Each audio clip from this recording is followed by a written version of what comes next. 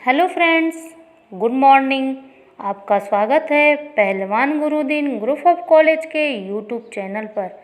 मैं प्रोफेसर रंजना श्रीवास्तव पहलवान Gurudeen group of college के अंतर्गत आने वाले पहलवान गुरुदीन महिला महाविद्यालय से अपनी टॉपिक शुरू करने से पूर्व यदि आपने हमारे चैनल को अब तक सब्सक्राइब नहीं किया है तो प्लीज़ सब्सक्राइब करें और उसके बगल में दिए गए बेल आइकन को ज़रूर प्रेस करें ताकि हमारी सभी नई वीडियोस की नोटिफिकेशन सबसे पहले आप तक पहुंच सके। दोस्तों, लाइक और शेयर भी ज़रूर करें। चलिए चलते हैं आज के टॉपिक पर। आज हम लोग चर्चा करेंगे सामाजिक नियंत्रण। आज हम लोग सामाजिक नियंत्रण के विषय में चर्चा करेंगे। सामाजिक नियंत्रण वह क्रियाविधि है जिसके द्वारा एक समाज अपने सदस्यों एवं समूह के व्यवहार का नियमन करता है। वस्तुतः व्यक्ति अधिक से अधिक अधिकार एवं सुविधाएं प्राप्त करना चाहता है जिसके लिए समाज स्वीकृत साधन उपलब्ध होते हैं, लेकिन कभी कभी अपनी इच्छाओं एवं आवश्यकताओं की पूर्ति के लिए कुछ व्यक्ति अनुचित एवं समाज विरोधी तरीके को अपनाते हैं। इससे समाज में अव्यवस्था फैल जाती है एवं समाज विघटन का शिकार होने लगता है। इस स्थिति से बचने के लिए एवं उत्पन्न संकट से निपटने के लिए सामाजिक नियंत्रण की भूमिका महत्वपूर्ण हो जाती है। समूह के स्तर पर सामाजिक व्यवस्था तथा व्यक्तिगत स्तर पर अनुरूपता को बनाए रखने के लिए जो भी प्रयास किए जाते हैं उसे सामाजिक नियंत्रण कहते हैं। सामाजिक नियंत्रण के अंतर्गत समाज द्वारा स्वीकृत प्रतिमानों एवं व्यवहारों का पालन करने वाले को प्रोत्साहित तथा उल्लंघन करने वाले को दंडित किया जाता है। इस तरह सामाजिक नियंत्रण पुरस्कार एवं दंड दोनों को समाहित करता है। अमेरिकी समाजशास्त्री E.A. रॉस ने 1901 में सोशल कंट्रोल नामक पुस्तक में सामाजिक नियंत्रण की अवधारणा की विस्तृत चर्चा की है। उनके अनुसार सामाजिक नियंत्रण का तात्पर्य उन सभी शक्तियों से है जिनके द्वारा समुदाय व्यक्ति को अपने अनुरूप बनाता है। मिशेल के अनुसार सामाजिक नियंत्रण का कार्य अनुरक्षण से है। यह अनुरक्षण प्रथम सामाजिकरण तथा दूसरा बाह्य दबाव के कारण होता है। आगवर्न एवं निमकाफ के अनुसार उन्होंने अपनी पुस्तक ए हेड बुक ऑफ सोशियोलॉजी में लिखते हैं कि दबाव का वह प्रतिमान जिसे समाज द्वारा व्यवस्था बनाए रखने और नियमों को स्थापित रखने के उपयोग में लाया जाता है वह सामाजिक नियंत्रण कहा जाता है। सामाजिक नियंत्रण की प्रक्रिया। सामाजिक नियंत्रण की शुरुआत सामाजिकरण से होता है जिसमें बच्चा या व्यक्ति समाज के मूल्यों एवं प्रतिमानों से सीखता है तथा उसी के अनुरूप व्यवहार करता है। इसलिए फीचर कहते हैं कि सामाजिक नियंत्रण समाजीकरण की प्रक्रिया का विस्तार है। अधिकतर समाजशास्त्री सामाजिक नियंत्रण की प्रक्रिया को दो भागों में विभाजित करते हैं। पहला, मूल्यों एवं प्रतिमानों का अंतरीकरण। इसका तात्पर्य समाजीकरण के दौरान समाज स्वीकृत नियमों एवं आदर्शों को सीखना है। सीखने के दौरान विरोधी मूल्यों की उपस्थिति में भी सकारात्मक मूल्यों से व्यक्ति जुड़े रहता है, अतः यह आत्मनियंत्रण भी हो सकता है। दूसरा, अनुशस्तियों का प्रयोग। अनुशस्तियों का तात्पर्य पुरस्कार एवं दंड से है।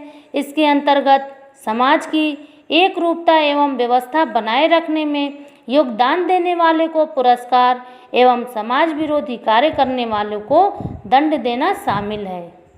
सामाजिक नियंत्रण का महत्व। सामाजिक नियंत्रण का निम्नलिखित महत्व है। पहला, सामाजिक संगठन का अस्थायित्व बना रहता है। दूसरा, व्यक्ति एवं समूह अनुशासित रहता है। तीसरा, समूह में एकता बनी रहती है। चौथा, समाज के सदस्यों में परस्पर सहयोग रहता है। पांचवा, प्रथाओं एवं परंपराओं की सातत्यता बनी रहती है। छठवां, संस्कृति धरोहर की रक्षा एवं निरंतरता बनी रहती है। सातवां, समूह में एक रूपता बनी रहती है। आठवां, सामाजिक नियंत्रण सामाजिक परिवर्तन में भी सहायक होता है, जैसे छुआछूत, बाल विवाह, दहेज प्रथा आदि को रोकने के लिए दंड का प्रावधान किया गया है। सामाजिक नियंत्रण के प्रकार। फीचर ने 3 प्रकार के सामाजिक नियंत्रण की चर्चा की है। पहला, सकारात्मक एवं नकारात्मक सामाजिक नियंत्रण।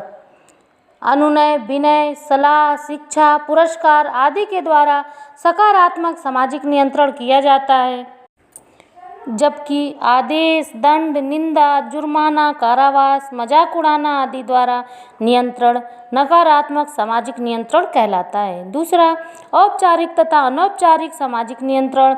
औपचारिक सामाजिक नियंत्रण लिखित होने के कारण निश्चित होता है। इसमें निश्चित नियम एवं कानून होते हैं जो राज्य या सरकार द्वारा निर्धारित होते हैं। पुलिस, जेल, न्यायालय आदि औपचारिक सामाजिक नियंत्रण के उदाहरण हैं। अनौपचारिक सामाजिक नियंत्रण अलिखित एवं अनिश्चित होते हैं। इसे लागू करने का उत्तरदायित्व समाज के सभी व्यक्तियों को होता है। अनौपचारिक सामाजिक नियंत्रण में प्रथा, लोकाचार, परंपरा, विश्वास, जनमत, धर्म आदि सम्मिलित हो जाते हैं। तीसरा, सामूहिक तथा संस्थागत सामाजिक नियंत्रण। सामूहिक सामाजिक नियंत्रण में व्यक्तियों अर्थात बहुसंख्यक के विचार की प्राथमिकता होती है। इसमें स्पष्ट नियमों का अभाव पाया जाता है, जबकि संस्थागत नियंत्रण में व्यक्तियों की जगह नियमों की प्रधानता होती है। इसमें संख्या बल का महत्व नहीं होता है। नियम सबके लिए समान होते हैं। कार्ल मैनहाइन ने अपनी पुस्तक माइंड एंड सोसाइटी में 2 प्रकार के सामाजिक नियंत्रण, प्रत्यक्ष एवं अप्रत्यक्ष की चर्चा की है। प्रत्यक्ष सामाजिक नियंत्रण आमने सामने होता है, जैसे माता पिता, मित्रों, गुरुजनों आदि के द्वारा। दूसरा, अप्रत्यक्ष सामाजिक नियंत्रण विभिन्न समूहों एवं संस्थाओं द्वारा लागू किए जाने वाला नियंत्रण अप्रत्यक्ष सामाजिक नियंत्रण कहलाता है। जैसे राज्य ने दहेज निरोधक अधिनियम 1961 द्वारा दहेज लेने एवं दहेज देने दोनों पर नियंत्रण स्थापित किया है। कूले एवं दुर्खिम तथा बर्नार्ड ने 2 प्रकार के सामाजिक नियंत्रण की चर्चा की है। पहला, चेतन सामाजिक नियंत्रण। नियमों को लागू करते समय जब उसकी उपयोगिता एवं लाभ को भी ध्यान में रखा जाता है तो उसे चेतन सामाजिक नियंत्रण कहते हैं, जैसे प्रथा, कानून आदि। दूसरा, अचेतन सामाजिक नियंत्रण। जिन नियमों का व्यक्ति स्वतः ही पालन करता है एवं वह नियम उसके सामान्य जीवन का अंग बन जाता है, उसे चेतन सामाजिक नियंत्रण कहते हैं, जैसे संस्कार, धार्मिक विश्वास आदि। बोटोमोर ने 2 प्रकार के सामाजिक नियंत्रण का उल्लेख किया है। पहला, प्रत्यक्ष एवं अप्रत्यक्ष सामाजिक नियंत्रण। दूसरा, संगठित एवं असंगठित सामाजिक नियंत्रण। किम्बाल यंग ने 2 प्रकार के सामाजिक नियंत्रण की चर्चा की है। पहला, सकारात्मक सामाजिक नियंत्रण। दूसरा, नकारात्मक सामाजिक नियंत्रण। गुरविच एवं मूर ने 3 प्रकार के सामाजिक नियंत्रण का उल्लेख किया है। पहला, संगठित, दूसरा असंगठित, तीसरा स्वतः। लैपियर ने 2 प्रकार के सामाजिक नियंत्रण का उल्लेख किया है। पहला, तानाशाही सामाजिक नियंत्रण। दूसरा, जनतांत्रिक सामाजिक नियंत्रण। पीसी हेज ने 2 प्रकार के सामाजिक नियंत्रण का उल्लेख किया। पहला, अनुशस्तियों द्वारा सामाजिक नियंत्रण। दूसरा, सुझाव एवं अनुकरण द्वारा सामाजिक नियंत्रण। दोस्तों, आज के लिए इतना ही। आगे नई वीडियो के साथ एक बार फिर मिलूंगी। तब तक के लिए नमस्कार, धन्यवाद।